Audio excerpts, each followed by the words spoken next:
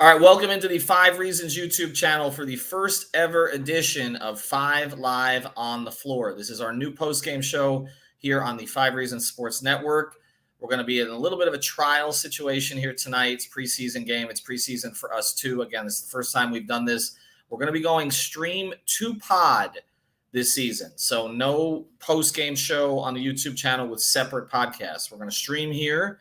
If you don't catch it here live, you can go and catch it later here on the channel, so make sure you like and subscribe, or you can catch it on any of the podcast feeds, which of course includes Spotify, now Red Circle, Google Podcasts, Apple Podcasts, Radio FM, and more. So it's going to be 2 places that you can get it, but the difference between this year and last year is that you're going to be able to interact with us here in post-game, which you can't do on a podcast. Also, we're going to be able to get it on the podcast feeds quicker than we used to because it does not require an edit. So as soon as we're finished here, it's going to go straight to the podcast feeds. You're going to be able to get it.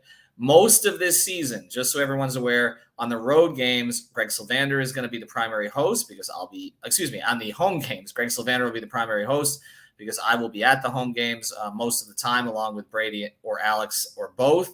And again, at the road games, I will be the primary host unless I'm at the game, and you'll have at least one other member of 5 on the floor. So again, Brady, Alex, or Greg, but we're going to be mixing in others from the 5 Reasons Sports Network, including Brian Fonseca, Sean Rochester, Alana Tahauer. She's going to kill me for how I pronounce her name, and more. So that's the plan for this season here. But again, it gives you an opportunity to interact. What we're going to try to do here is we're going to spend the first half of the episode doing our thing.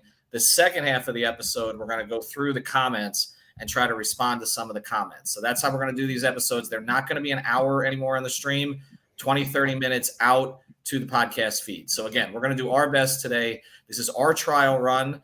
I'm Jovic, I guess. We've got Jamal Kane here, who's Greg Sylvander. We've got Brady Hawk, who's Haywood Highsmith, and Alex Toledo is late. I don't know who that is tonight, but we'll get all 4 of us are going to be here. It's going to be unlikely that all 4 of us are going to be on most of these episodes. We are sponsored, as we're going to be in every single episode this year, so we appreciate her supporting the channel as well, by our friend Lynette. You can find her at insurancebylynette.com. There's the phone number, 954-581-8800, 954-581-8800. A Aggressive Insurance is an insurance broker agency that's been serving South Florida for over 15 years. They do auto insurance, homeowners insurance, condo insurance, life insurance. They also offer retirement programs, and they do free notary services as well. If you have a bad driving record, I can attest to this. It's not my record, but somebody I know was able to get car insurance for this person. I thought there was no possible way for that to actually happen. So go to insurancebylynette.com.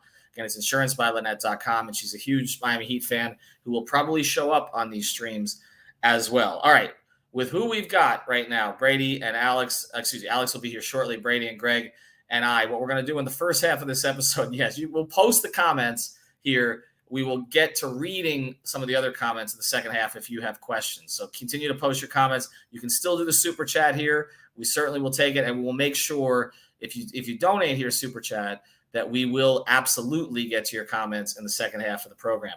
But what we're going to do today, preseason game, the Heat win in Brooklyn, beat the Nets. Kevin Durant played. Kyrie Irving did not play. It seemed like that's all they talked about on the other feed. On the local feed, a lot more conversation about the guys on the Heat. Jimmy Butler, Kyle Lowry, and Bam Adebayo all did play, but we're going to focus more on the others, okay? So I'm just going to go through a list of some of the others. What did we like? What did we not like? I'm going to start right here with Nikola Jovic. To me, he's the conversation starter today. The strip steal and dunk, the beautiful lob pass, some of the playmaking, and all of the rest of the stuff that he showed. I'll just say this, okay? The guy who pounded the table for Nikola Jovic in the Heat organization was Adam Simon. I have complete trust in Adam Simon. Most of the decisions that Adam Simon has made, when Pat Riley has deferred to Adam Simon, have worked out. He loved this kid. Absolutely loved this kid. Brady, you'll get to the specifics here in a second, but Greg, the big picture here for him, we talked about him being included in trade packages. You're right. And not contributing at all this year, right? Right. It's funny. And I said this on the Off the Floor subscriber feed. So I'll give you a subset of that version.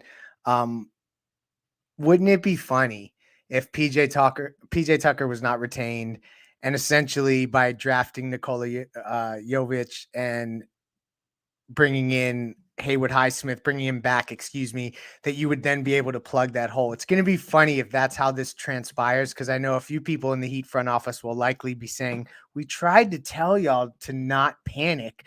But anyway, I don't know that we're there yet. I realize that it's early in the preseason, but you have to be at least a little bit encouraged by this, right? Because you got a young guy who I think nobody counts on. Everyone thought physically he wasn't going to be ready to play. And when I saw him out there, he doesn't look physically deficient in a way that would not allow him to at least get some run here or there. So I think when you see the passing and stuff like that, it is just, to me, it was super encouraging. And here's the biggest part of it.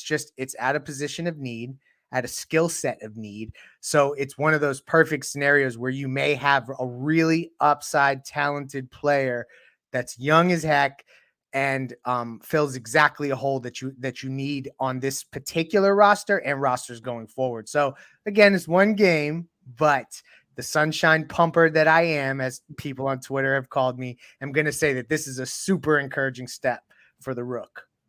Brady, when we saw him in Summer League, there was the one game he popped, right? And there were other games that he looked a little bit out of place. I talked to him in the Bahamas. He talked about kind of acclimating to the team from a personality standpoint. I saw him sitting there talking to Bam, talking to Yurt, talking to others kind of about what to expect.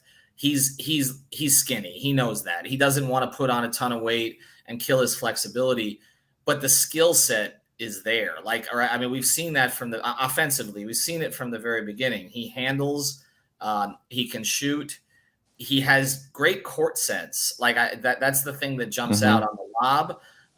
The ability to make that pass from that to me, the strip steal was great, but the ability to make the lob pass is what jumped out to me. I mean, if you have him playing high post and he can make that pass or playing from the elbows, I guess we're going to get to a point where Heat fans are going to want to see this now. I still don't think that's the plan, but I also do think that maybe the plan of him being included to get someone is shelved for a while. Yeah, definitely. And you pointed out court sense. And the funny thing about that, even last game and this game, he's a system player where like he's not one of those guys that's like a young rookie that goes out there and he just high usage, just putting the ball up. Like even when he's in these lineups with a bunch of the exhibit 10s, he's still running their offense, running pick and roll with Duncan, running handoffs with Duncan, screening away, like doing all these little things. That's like, okay, he's little by little trying to figure out this Heat system, and he's doing a really good job at it. And then you add in the fact, okay, I have to take my shots when my shots are there, and he was doing that. Like you're mentioning the passing and stuff, which I'll get to in a second, but the shot is fluid. Like we know that he could shoot it. A lot of the stuff that he was doing overseas was pull-ups and off the dribble and step backs and all that type of stuff. But now you're in a system where it's got to be catch and shoots. Like you kind of have to be able to hit the spot ups that are open when guys help off, and he was doing that. Like that's kind of the element here. But the passing is the natural part of his game. Like he's such a natural passer. Like even on the posts, like when he's throwing the the entry pass, he's just like one hand just bounce passing it down low to the big. Like he's just very natural. And he looked confident out there and comfortable. Where in some of those summer league games early on before he had the breakout, you could tell he wasn't comfortable. Like he just wasn't confident in himself. He didn't really know where to stand. He didn't know when to shoot and how to do it. Now he looks like he kind of knows when to go and kind of how to do it. So that's the key here. And I'll say, because coming into this, we had question marks about him defensively, which I still have on ball. Like he's still not going to be that type of defender. But he was in the right spots defensively off the ball, like was positionally right. Like that one play that you point out, right when he comes in, he's reading the corner. Like he's just sitting there waiting. And right when the pass is made, he jumps the lane and he gets it and goes down and gets a dunk out of it. Like if he could be serviceable like that and be able to just be smart, high IQ defensively, know where to stand, be able to just not get beat over and over backside. Like we've seen certain guys have that issue and that's problematic. Then you have something because now it's not as big of an issue as one-sided. So not to say that he's going to be this high-level defender by any means, but it just has to be serviceable because the offensive stuff is there. Like they can mold stuff around him with the shooting and passing. And like I said, it does not have to be high usage. He's a good plug and play guy to put next to the Bams and the Jimmies of the world in the front court because I just don't think he's going to need to kind of demand the ball by any means. All right, let's get to some of the young guys who may get front court rotation roles at some point down the line, but also so that fans understand kind of what their status is with the team. So tonight, and we appreciate it, Sal Soprano, for the donation. We'll always read the donations. I'm excited for the new format of the post-game show being a live 5 on the floor. Looking forward to the season with you guys. Thanks, fellas. We appreciate it. We're going to be working through this a little bit to see how it flows, but I kind of like where we're going with it. I'll say that. I think there's a lot we can do with this format when you guys really didn't get a chance to interact with us in the past. But let me get to this, Greg, because, Haywood Highsmith started today. Okay. No Caleb Martin.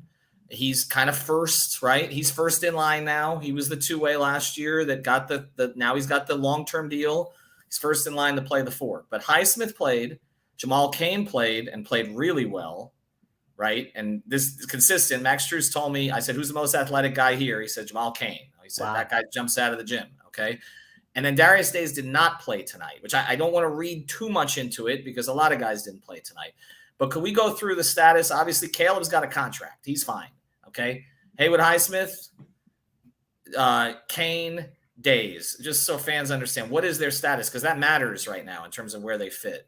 So Haywood Highsmith is on a minimum deal, and it's essentially it'll be guaranteed after the new league year. Like if I read correctly, and again, I'm going off memory, so keep me honest, those of you in the chat. I believe that it's some sort of like January 2023 deadline that his salary is guaranteed by.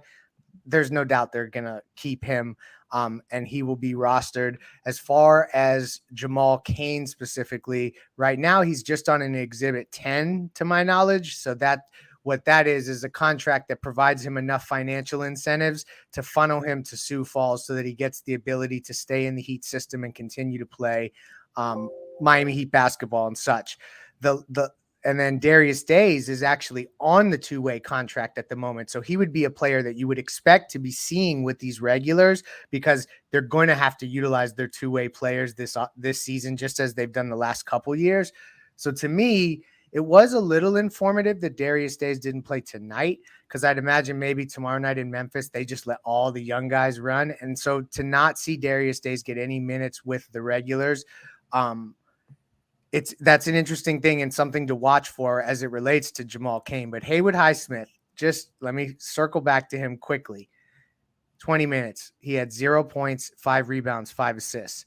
If that's not a PJ Tucker stat line, I don't know one when I've seen one. So anyway, I'm continuing to push this agenda because his length, versatility, the fact that he never runs out of energy, all the motor, all the stuff that you guys like to hear about Heat players. Haywood Highsmith has that stuff. And Jamal Cain is a guy that they really loved pre-draft. They pounced on him directly after the draft. They've loved him since he was at Marquette. He's in that Marquette funnel of players as well. So I think you have to love what you saw from him tonight too. But again, to be clear, I mean, they can swap the two ways. So, I mean, what we're talking about with Darius Days, we'll see where he plays over the next week or so. And it's significant to talk about Heat two ways because the Heat two-way now is on a long-term deal from last year. You're right. And the two ways from the previous year, Gabe Vincent and Max Strus, are now core rotation players, and one's still a potential starter. So, it matters. I mean, it's either Max Strus or Caleb Martin's going to start on this team most likely. And they were both two ways recently.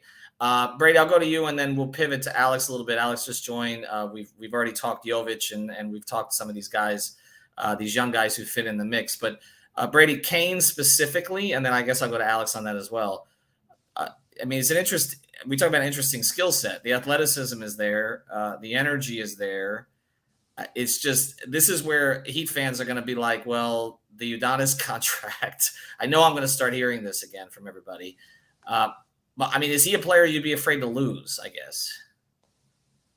I think that the Haslam thing isn't to worry about because I feel like the Darius Days spot is the revolving door. Like, that's the revolving door to me. Like, I look at that and say, I think it's significant. The reason I say it's significant on this very night is because the only reason Jamal Cain was getting that many minutes and getting put in that early before a guy like Darius Days is because he showed something in camp throughout the week. Like, he's proven himself and shown exactly this throughout the week to allow them to do this. So that's why I think it's significant. I think we're kind of pushing towards that type of range. I'll add in that I think I like Darius Days' game as well. Like, I think He came right in and he got an offensive board, which is exactly his game, put back in. He told the defender he was too small. Like, it was just like a quick, immediate thing for Darius Days to do, which I like his game to get to see a little bit more. But Jamal Cain, man, like, just comes in, the efficiency, the energy, the ability to rebound and hit the offensive glass, defending KD and like not backing down. Like he's not big at all. Like, he's not somebody that should be able to hold his weight in the post. And he was just like kind of holding his own a little bit. And the 5 steals, like, we could talk about the Heat as a whole in a totally different sense, that the fact that no matter who's out there defensively, they are just locked in and just together on rotation, switches, and all of that. That the whole game plan was still that they're going to double who's ever on the ball. If it's KD, they're sending 2. They're going to just rely on their rotations. And that was what led to Jamal Cain getting 5 steals. Like, Jimmy just hedges over, KD throws a pass across the court, Jamal Cain just reads it and kind of gets it. Like, that type of stuff is just intriguing for a player that's on an exhibit 10. Like, that's the crazy part. But 15 and 11 is a pretty solid game for a guy that probably a lot of people don't even really know who he is or what kind of player he is. So, and he's showing off the jumper a little bit. Like, if any of this stuff kind of evolves little by little, like, that's a guy you want to get on a 2-way contract. So, we'll see how it goes, I guess. Like, I think they're going to kind of evaluate it throughout the preseason, and his minutes are probably going to stay consistent of what we saw tonight, because I don't think this isn't a time you want to see anybody else. His time is to see the exhibit 10, see the 2-ways. So let's see some Darius Days. Let's see some Jamal Cain, and probably by the start of the season, you can make your decision from there, because I don't think they want to make that decision and kind of lose a guy like that moving forward, especially considering we keep talking about the 4s on this roster, and then all of a sudden a 4 just kind of just makes himself available right here to kind of be useful throughout the season. Yeah, and again, Days did play later in the game, so that's true. He just didn't play with the regulars, so I should have clarified that. Marcus Garrett, I know people are talking about him. I don't know. That's a 2-way also, but I don't know. And this comes in from Mark M. Take Marcus Garrett's 2-way. We know Marcus Garrett has one elite skill. I'm waiting to see the rest of it. And it's a team that's really guard heavy at this point. Alex, I do want to bring you in, and then on the whole second half of the episode, the way we're doing this these days after the break is we're just going to take questions, comments. If you super chat, we will absolutely read your comment, and we'll try to get to some others. I do want to get to one veteran tonight, but before I get to that, Alex, the one young guy who popped the most for you tonight was? Oh, always with the tough questions, trying to hold me accountable. I don't blame you. Off the top of my head, I'm going to say Jovic, but it's not easy to say. Like, you guys were talking about Jamal Cain. I thought he was great tonight, so I think it would have been one of them too. But Jovic really just has these flashes that stand out as like, okay, the talent is there.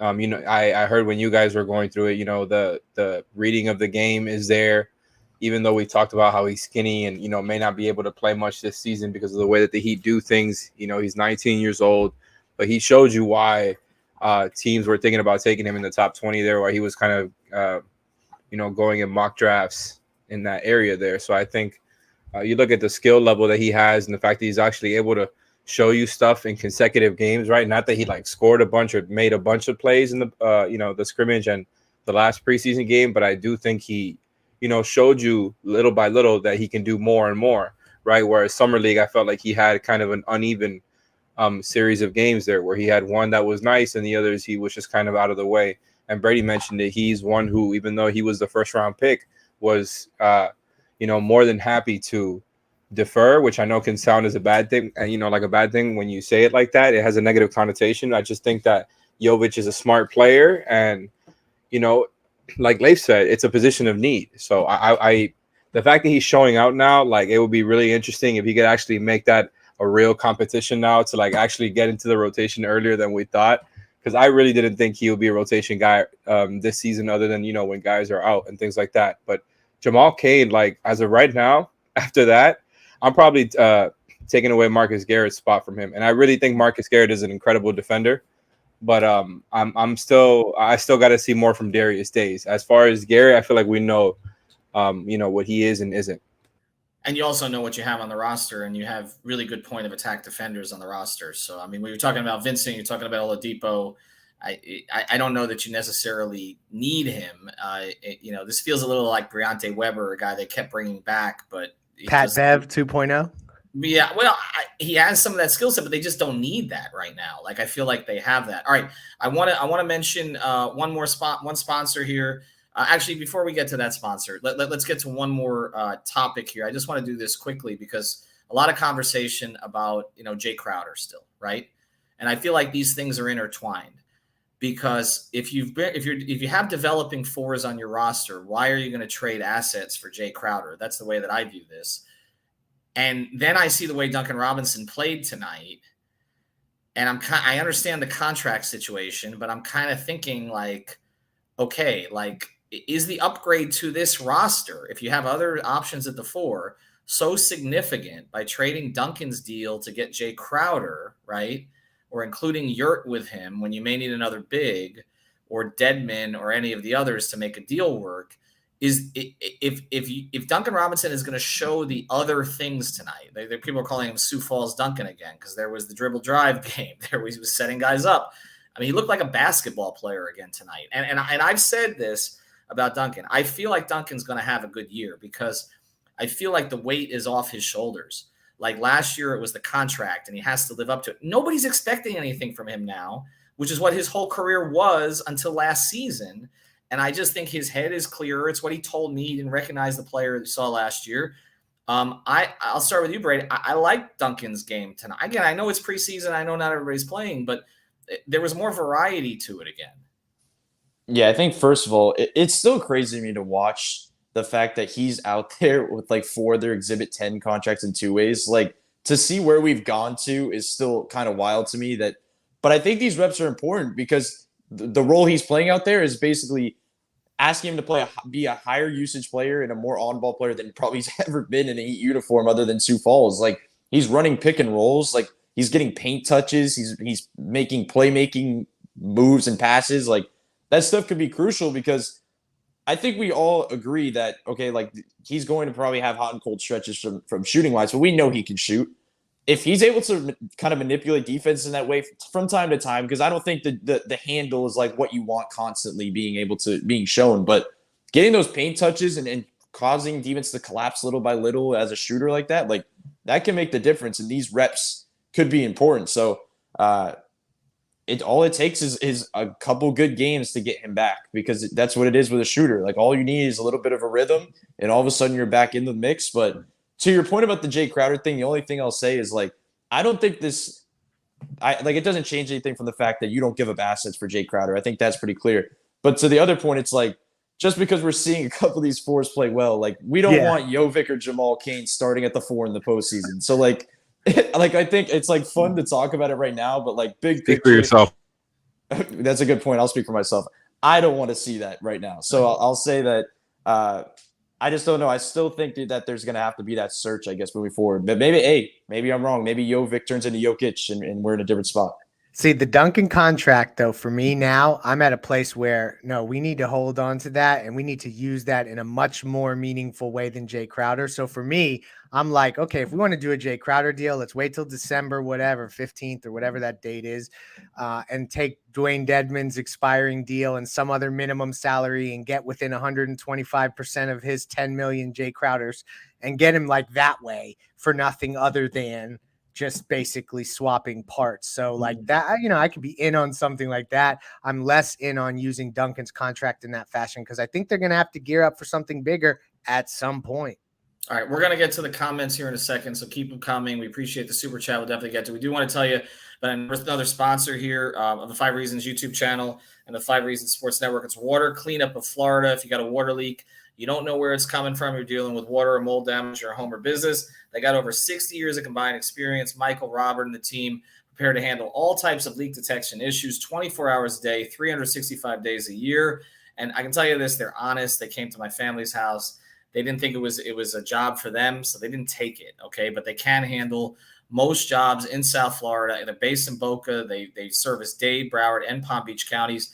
Reach out to Michael on his personal cell at 954-579-0356. That's 954-579-0356. We know with the hurricanes coming around possibly again, may actually get hit by this one, the next one, which who knows, on the east coast of Florida, and you're going to need help. So get this phone number, okay? Get this website. Again, it's It's actually WCUFL.com. It's for WCUFL.com, or you can just go to watercleanup.florida.com, 954-579-0356. There's another phone number on there, which is a 561 number, which you can call. So Water Cleanup of Florida, if you got the schmutz. They got the guts. All right, let's get to it. I don't know if we have the guts for this. This is our guts segment where we're actually we have the guts to go to the comments. Let's see. Manny, we're going to throw up 5, okay? We're going to throw up 5. We go to Super Chats first, okay? Super Chats first. Manny Chang is our producer. Again, this is the first time we're trying this, so as long as Manny is still there, throw up a comment, and we'll get to it. Otherwise, I'll just read them. I think I took Manny's by surprise here. All right, so we'll go. We'll go. Manny, you still there? Manny's watching the Eagles right now. All right, we'll get to a few of them here. Here we go. This comes in from Jackson Porter. Thanks for the donation. Are they just being cautious with Vic? I thought we would see him get a lot of run this preseason, get him acclimated. Love the work you all do. I can tell you, and I'll go to Greg on this because as well. But I checked in on it today. I don't see any reason for concern. This was kind of part of the plan. My understanding of it, when I talked to Spo a little bit on the side in the Bahamas, he said we're going to work him in. We're going to get him his rhythm, but we feel like we got a little bit of a cushion this year. Last year, everything was on the run. I can tell you, and again, this is the kind of conversations I've had because there weren't a whole lot of people in the Bahamas. There were 6 media members total, so I got a lot of time with people. Eric basically said, like, looking back at it, he can't believe Vic did everything he did last year. Like, he basically joined a moving train, okay? And they had no chance to get anything. He's had a whole offseason. He looked great down there. I've said, the names that got mentioned to me the most about having really good off seasons were Tyler Hero and Victor Oladipo. So I think they're comfortable with it. Greg, do you have any information that would be different from that? Because I haven't heard of an injury setback. No, I walked out of the office today and immediately saw that that he wasn't playing. And to me, it was weird initially. And then I was immediately drawn toward Anthony Chang's article where he, I guess, spoke to Spoelstra maybe yesterday or today. And he verified that it was just that he's done a ton of work to get ready for the season. And he's gone really hard prior to them getting to this point. So they're resting him. So false alarm. I didn't mean to alarm anyone when I said that it sounded weird on the Twitter timeline today. All is well, it appears, with Victor Oladipo. All right, line up the next one, Manny. We're going to go to Alex on this one. Well, this is I don't even – what is that, KES? I don't know what that is. I looked it up earlier when it first came in because I was curious and never seen it before. It's, I believe, Kenyan currency. Wow, very nice, Michael. We appreciate that. We have fans in Kenya. Did you do the conversion, Alex? We'll do I the did. Don't say it on the air. Yeah, we're gonna read Michael's comment though, but people don't know 5% of our audience here on the YouTube channel is from the Philippines because of Spo. So we do have people who watch all over the world. This comes from our guy Michael here. Heat fans should trust the front office more. I'm not gonna throw this one at Greg because I know what he's gonna say. But I mean, Alex is one of the pulses of Heat Twitter, even though you avoid it at times. I mean, there's a whole subsection of Heat fans that doesn't trust anything the front office does, right? But I mean, are we going to look at this offseason differently if they have 2 more young guys pop? Interesting question.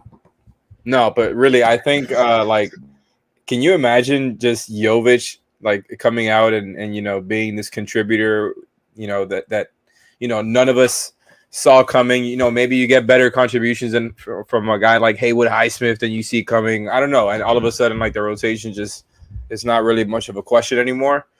That would actually be, I think, the one way where the Heat front office comes out of this just looking incredible, right? Especially if Oladipo's having a real bounce back year where he's leading the six. He's being, the sixth man and leading the bench unit with Gabe Vincent. I just think, if everything goes right for the Heat, as far as, specifically with these young guys that you guys have spent the show talking about, I think that's how they end up coming out looking smart. I just think first of all, I was looking through Jamal Cain's box score. My God, he was just all over the place. Jovic gave you 2 steals. It's the type of contributions that they get from multiple people you didn't expect almost every season now is kind of what leaves this interesting, right? Because it's like, what if they end up having 10, 11 rotation level guys by the end of the season? I'm not talking about Jamal Cain, but you know what I mean? Like, it's just, you never know. It seems like they could get right back there quicker than we may have expected without a trade.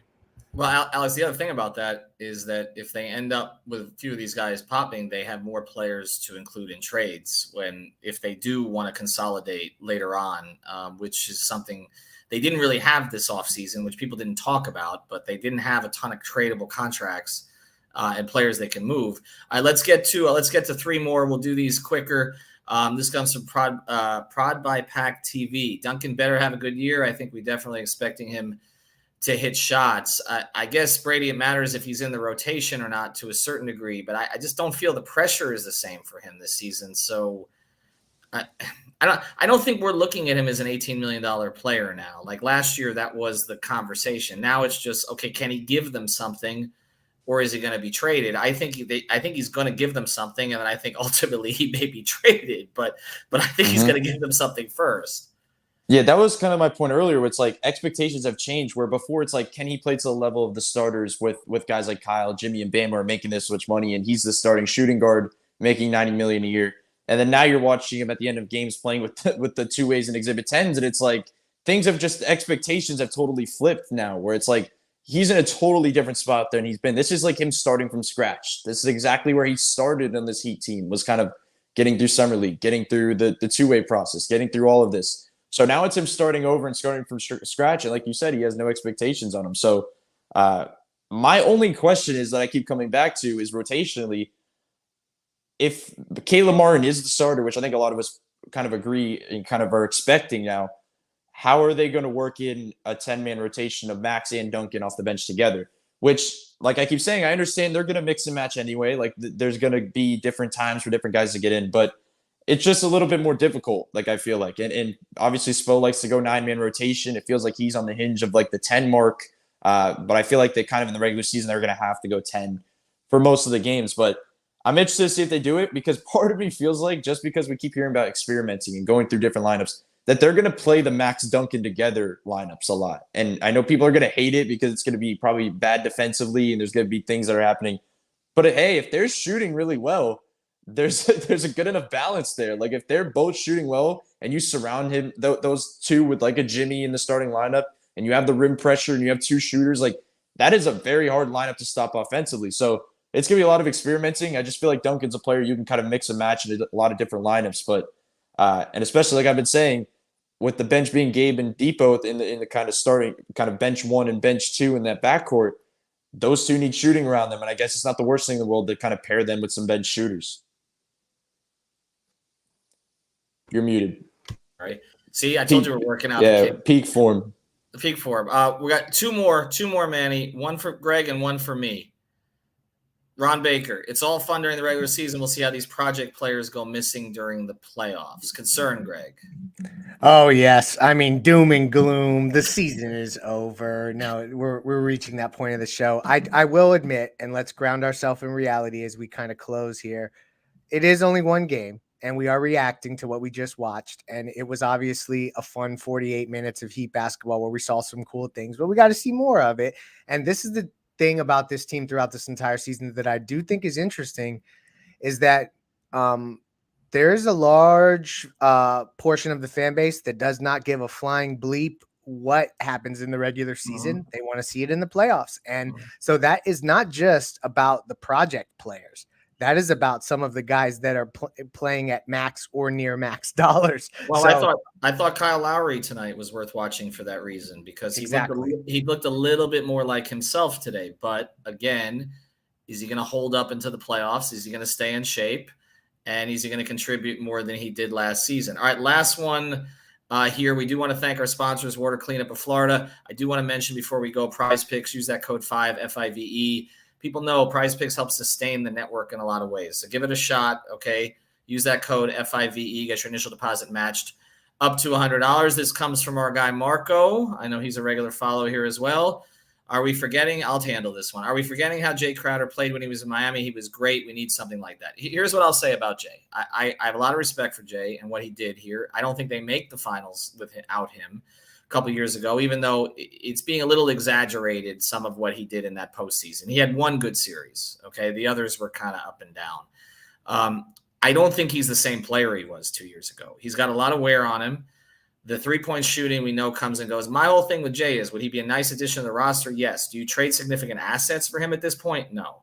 I think they can get by creatively without him. And I also think a lot of the conversations we've had about PJ Tucker lately, which I saw, this is actually starting to get some wind here on Twitter, and this is something we've been saying a lot, is that when I talked to Heat officials, they wanted to keep PJ, but they also felt PJ limited them offensively because there was really one spot on the floor that he was operating from when it really mattered. And now they can be more flexible offensively because they have more places that they can go. And in some ways, although Jay doesn't necessarily just play in the corners, he limits you offensively also because he's a guy that you can sag off of. So I'm okay with acquiring Jay Crowder, but I would not do something significant to get it. No, we're closing. We're already at 36 minutes. What? There was someone that was promised to be read, so I was trying to, like, you know what I mean, do right by them. Read it. Read it. Read it. We're not going to start. Put the ball in Jovic. In these games.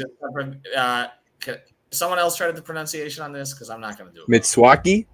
Mitswaki. We'll finish. He also pointed out that Jovic was getting playing time at the 5, which I don't know if you guys have brought that up earlier or not, but that was interesting. So we'll discuss it on another episode. Thank you very much. We appreciate it. We are going to try to keep these tight, 30 minutes. We're at 36, so we will work on our efficiency here overall. Again, thanks to our sponsors. This is going on the podcast feed, so if you just caught part of it, you can catch it again on YouTube, or you can catch it on any of the podcast feeds. Have a good night, everybody.